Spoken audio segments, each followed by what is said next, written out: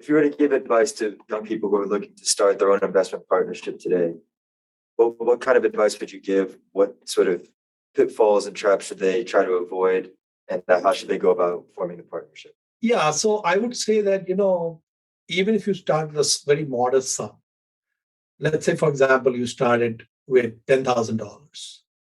And let's say you were a very gifted capital allocator, able to compound money at high rates. If you were, doing 20, 30% a year, let's say 25% a year, that 10,000 would be doubling every 3 years.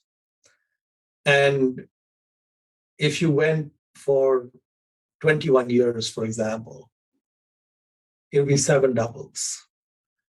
I think seven doubles is 128. Okay, so you would have like more than 100 times the 10,000. So you would have like 1.25 million or something. So I think that there should be a couple of conditions in terms of managing money for others. Number one, you should be independently wealthy. So if you've compounded well with your own capital for some period of time, basically you would, just the nature of compounding is that you'd be quite wealthy. And then at that point, once you're wealthy, whether you manage money for others or not becomes irrelevant, because you'll continue to compound and do well even if you never. So if you were 20 years old and you were doing this 20, 30% a year, by 41, you would have over 1 million.